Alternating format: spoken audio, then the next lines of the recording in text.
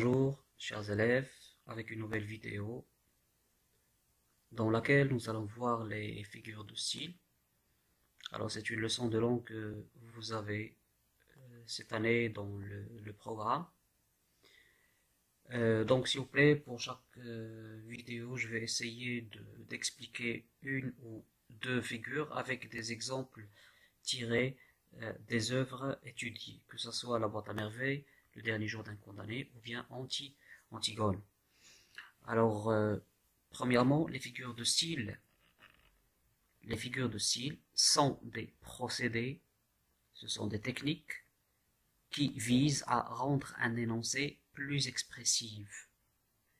Alors, les figures de style sont des procédés, sont des manières de dire qui visent, ou bien dont l'objectif c'est de rendre un énoncé, c'est de rendre une phrase plus expressive. Alors, on les utilise surtout dans la poésie, dans les romans, dans les écrits littéraires. Alors, on a le premier groupe de figures. Donc ici, dans le tableau, vous avez la figure de style, et vous avez un exemple ou bien deux. Alors, on va commencer par le premier groupe, ce sont les figures d'analogie. Analogie ou bien rapprochement. D'accord? La ressemblance ou bien la différence. On commence par la première figure de style qui est la comparaison. La comparaison, elle consiste à rapprocher deux éléments, un comparé et un comparant. Toujours un comparé et un comparant. Pour en souligner ou bien pour montrer les ressemblances ou bien les différences entre les deux. Le rapprochement des deux termes, des deux mots, se fait au moyen d'un outil de comparaison. Cela veut dire qu'on va avoir trois parties ou bien trois composants dans la comparaison. On doit avoir un comparé, on doit avoir un comparant et un outil de comparaison. Alors faites s'il vous plaît attention aux couleurs. Alors prenons le premier exemple.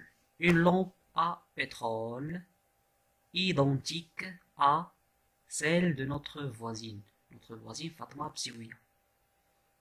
Alors c'est Sidi Mohamed qui parle ici, il parle de la lampe à pétrole achetée par son père, elle était identique, c'est-à-dire la même marque, la même taille, le même prix, d'accord? Donc une lampe à pétrole ici, ça va être le comparé. Identique à, c'est le moyen de comparaison. Celle, alors celle, ça remplace la lampe. On a utilisé celle pour éviter la répétition. Ça remplace la lampe à pétrole. Celle de notre voisine, c'est-à-dire la lampe de notre voisine, ici c'est le comparant. Donc on a les trois parties dans la comparaison. Ici c'est la boîte à merveilles. Deuxième exemple, c'est un exemple du dernier jour d'un condamné. C'est le frioche, c'est le narrateur ici qui parle du frioche. Lui, prolongeant, c'est le verbe prolonger, prolongeant son rire qui ressemblait à un râle. Donc là, on a comparé, s'il vous plaît, le rire du frioche à un râle. Donc, le rire, c'est le comparé.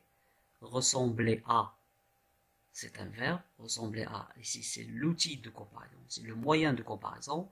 Un râle, c'est le comparant. Moi, j'étais là comme une pierre qu'il mesurait. Moi, je. Il parle de lui-même. Le narrateur compare lui-même à quoi? À une pierre. J'étais comme une pierre. J'étais là. Là, c'est-à-dire la cellule. Comme une pierre qu'il mesurait. Là, c'est le dernier jour d'un condamné. Et s'il vous plaît, il remplace le sous-architecte qui a rendu visite au narrateur dans sa cellule. Donc, pour la comparaison, s'il vous plaît, vous devez faire attention aux outils de comparaison utilisés dans les différentes phrases et aussi au comparé et au comparant.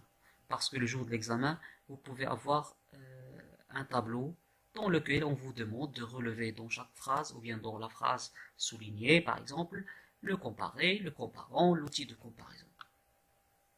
Deuxième figure, c'est la métaphore. Alors la métaphore. Alors la métaphore, c'est quoi? C'est une comparaison. Aussi, dans la métaphore, on trouve la comparaison. Mais la différence, c'est que dans la métaphore, on n'a pas d'outil de comparaison. Ici, on a toujours un outil, par exemple comme, ressembler, identique à. Mais dans la métaphore, on a le comparé et le comparant, mais on n'utilise pas l'outil de comparaison. Alors, c'est une comparaison sans outil de comparaison. Exemple, ma mémoire était une cire fraîche. Là, c'est une phrase de la boîte à merveilles.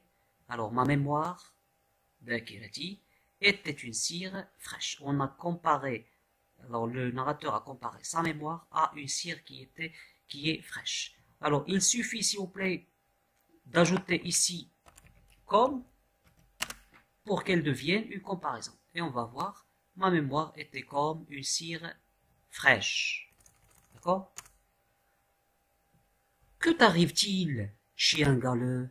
Là, c'est la Zobida qui parle à son fils. Elle lui dit, que t'arrive-t-il? Qu'est-ce qu'il t'arrive, chien galeux? Donc ici, on a un comparé, c'est toi, c'est Sidi Mohamed. Et on a un comparant, c'est chien galeux. Et elle a comparé son fils, d'accord, à un chien. Et là, bien sûr, le Lézobida était en train d'insulter son fils, parce qu'il ne répondait pas à ses appels. Le pourvoi, dernier jour d'un condamné, le pourvoi de cassation, le pourvoi, c'est une corde. Alors en réalité, le pourvoi n'est pas une corde. Ok, ce n'est pas une corde. Mais c'est comme une corde qui vous tient au-dessus de l'abîme. Donc, le pourvoi, c'est le comparé. La corde, c'est le comparant. Alors, voilà. Je vous remercie et attendez une nouvelle vidéo.